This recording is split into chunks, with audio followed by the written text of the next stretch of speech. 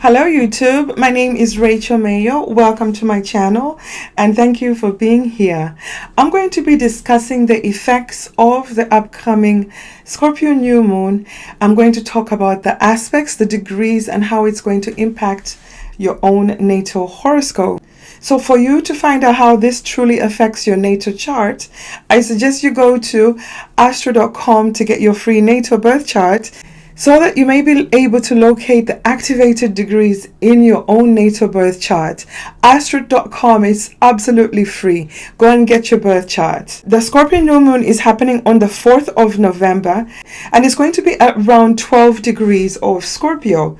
So look to see if you have anything around 12 degrees of Scorpio or any of the other fixed sign, Taurus, Aquarius, Scorpio and Leo, especially Taurus. The new moon in the sign of Scorpio is going to be opposing Uranus. So there is an exact opposition of the sun, the moon, opposite Uranus in Taurus. This aspect is going to bring the unexpected, rebellion. You're going to start feeling this urge to be independent in the house of Taurus, whichever house the Taurus rules in your chart. This is where you're going to want to destabilize things. This new moon is also very important because it's the last lunation before the eclipses begin. The eclipses are coming, and eclipses bring intense, irreversible changes in the houses that they happen in our natal birth charts. So the eclipses are going to start happening in the signs of Taurus and Scorpio, and this new moon is the opening window to the eclipses. So in about 2 weeks we are going to have a lunar eclipse in the sign of Taurus. This is going to be the first lunar eclipse and it's going to bring change in our life. It's going to destabilize wherever Taurus rules in your natal birth chart. Whatever comes along is not going to be something that you were not expecting to change. It's something that you've been resisting. It's something that you've been resisting so hard to change in this area of your Taurus house. When this lunar eclipse comes, it's going to shake up this house and it will bring long overdue, unexpected changes. So don't be surprised if your feelings about something or someone, a job, a relationship, a place of living suddenly changes. Your foundation is going to be rocked. Yes, I know I'm talking a lot about the lunar eclipse, only because this is like a prelude to the lunar eclipse itself. And Venus, the sign that rules Taurus, which is the opposite sign of Scorpio, is speaking very loudly because in a couple of days, Venus is going to go into the sign of Capricorn, another earth sign just like Taurus. And Venus is going to stay in the sign of Capricorn for about 5 months, 5 or 4 months until March. And that's because Venus is going to go retrograde while he's in the sign of Capricorn. So this new moon is opening a window for us to start reevaluating what we truly love and value. What do we want to keep in our life? Scorpio is the natural 8th sign of the zodiac. When we come to this house, the 8th house is the house of deep transformation. It's the house of intimacy, sexual intimacy, other people's money, inheritances, large windfalls, large financial windfalls. This is where we truly commit to the other. It's a house of shared resources. It's a house of taxes. There are 2 things we can't really avoid in life: paying your taxes, and unfortunately you cannot avoid death. So something is going to feel like it's dying or has to die at this new moon. Perhaps there's something that you've been holding on to for a very long time and hoping it changes, hoping the situation transforms somehow into something else. If that situation cannot be resolved, this is the time that you are finally going to let go. This is the time that you will let that situation die. Scorpio is a fixed sign.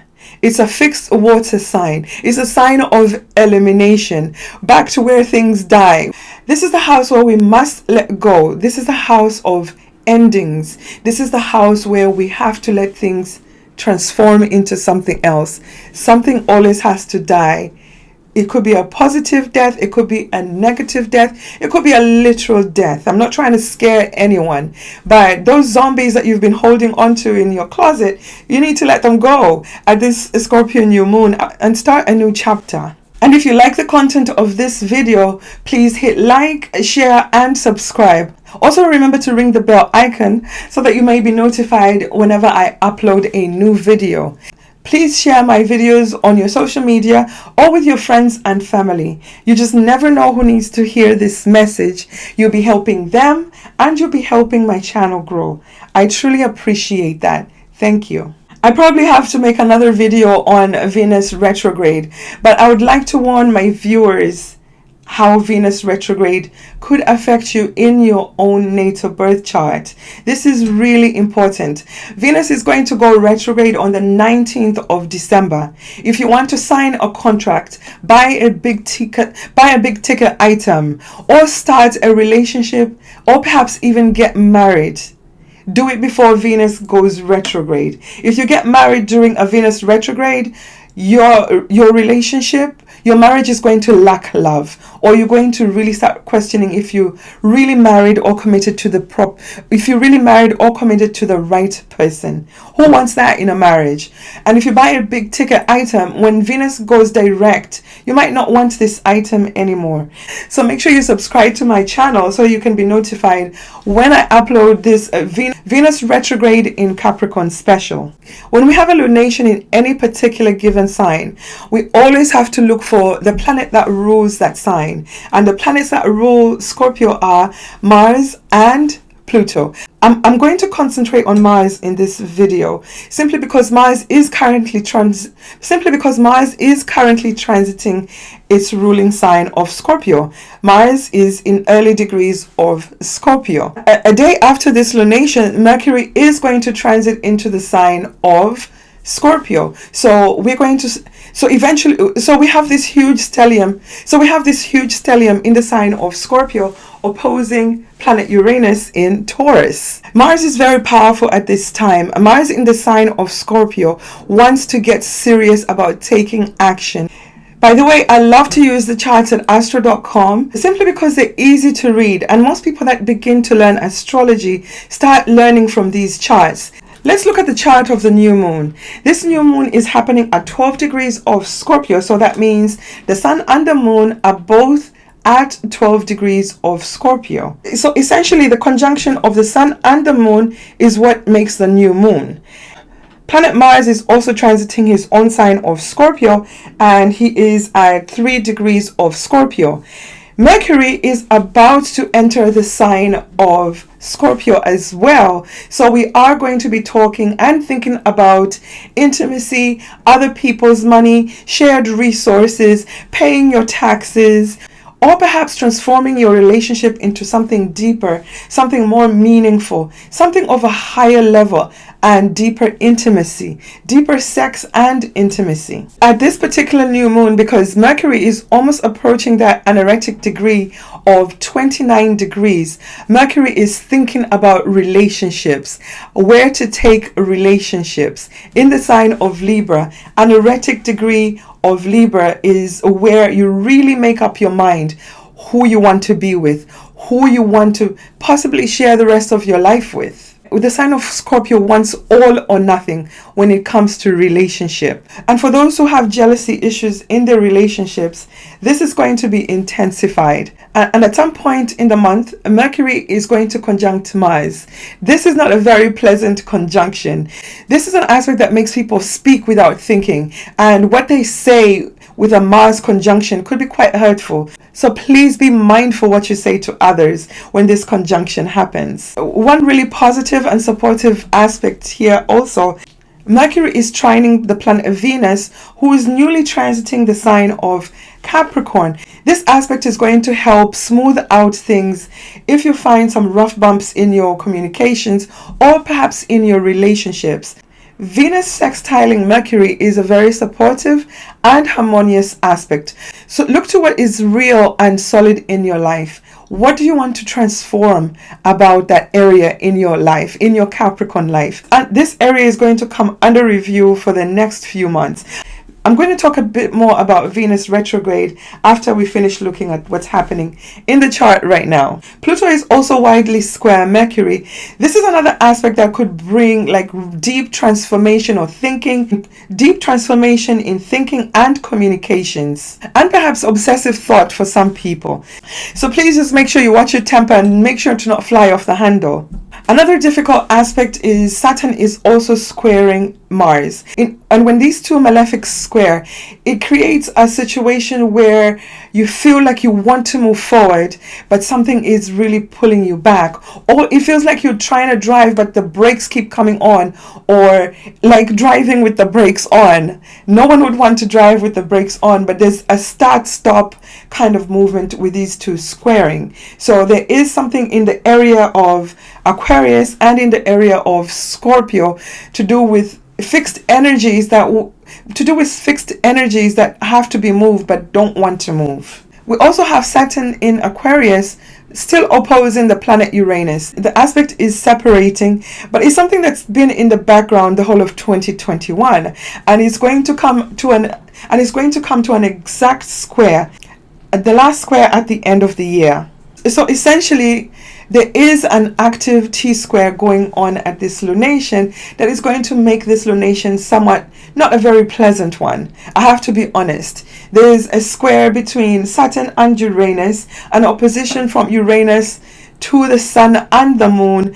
There's another active square from Mars to Saturn, and then Pluto to Mercury. All these are challenging aspects. Squares can be good sometimes in that they can help you take action. If there's an area in your life where you've been fixed and you've been wanting change and change has not happened, after this lunation, the Scorpio New Moon, change is definitely going to happen whether you like it or not. And if it doesn't happen now, it is definitely going to happen around the next lunation, which is going to be a lunar eclipse in the sign of Taurus. So back to Venus. Venus is going to be transiting the sign of Capricorn the following day after this lunation. Venus is going to stay in the sign of Capricorn until March. And that's because Venus is going to go retrograde. Venus goes retrograde in the same sign every 8 years. So think back to 2013. What was happening in 2013? You're going to have similar themes of what happened in 2013. It doesn't mean if it was bad in 2013 that it's going to be bad this year. Simply because the planets are placed in different signs this year, they're not the same as they were in 2013. So it's going to be the same themes, but it's going to happen in a different way. So why am I emphasizing Venus again? It's because Venus is one of the planets that's making a really harmonious and supportive aspect at this lunation. And we love when Venus and Mercury get together in this type of aspect because it could help smooth things out or whatever rough bumps we're going to have at this lunation. Also, why Venus is important, because Venus rules the sign of Taurus, where Uranus is currently transiting, and mind you, Uranus has the most exact aspect at this lunation. So yes, Venus is speaking very loudly. What we love and value is going to be a big deal for the next few months. We're going to face challenges or good things happening around the things that we love and value. But definitely changes are coming. So prepare yourself. Venus rules over relationships. It rules our money.